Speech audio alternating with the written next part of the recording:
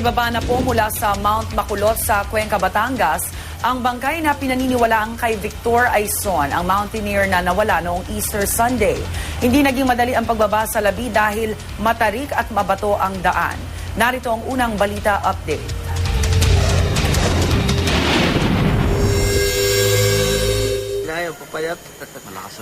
Hindi naging madali ang pagbaba sa bangkay ng isang lalaking natagpuan noong Sabado sa Rockies ng Mount Makulot, malapit sa Taal Lake sa Cuenca, Batangas.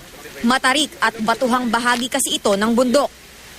Sikat ito sa mga mountaineer dahil bukod sa angkin nitong ganda, susubok din ito sa kanilang kakayahan sa pag-akyat. Marahil ito raw ang nakaengganyo sa nawawalang mountaineer na si Victor Joel Aizon. Inabot hanggang alas 7 kagabi ang pagbaba sa labi sa pampang ng Lawa, kung saan naghintay ang ilang kaanak ni Aizon. Pero hanggang ngayon, hindi pa kinukumpirma ng pulisya kung kay Aizon ang nakitang bangkay noong Sabado. Pero base sa mga nakitang gamit malapit sa bangkay, posibleng ito nga ang labi ni Aizon.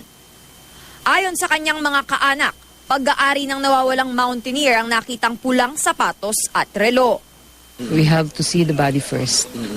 We cannot really say that that's Victor already until and after ma-identify namin na siya. Sa gitna ng mga pinagdadaanan, nananatili raw matatag ang pamilya Aizon at humihiling na ipagdasal sila. Ang ina ni Victor na si Virginia nag-post sa Facebook account ng kanyang anak. Doon niya sinabing hindi siya nawawalan ng pag-asang makikita pang buhay ang anak. Pero kahit nasaan man daw ito ngayon, tiyak siyang kasama nito ang Diyos. Sa panayam naman ng Hot TV kay Ginang Aizon kahapon, sinabi nitong hindi niya inakalang mauuwi sa disgrasya ang pag-akyat ng kanyang anak sa Mount Makulot. Hiniling din ito sa mga otoridad na isailalim sa autopsy ang nakitang bangkay para matiyak kung ito nga ang labi ni Victor.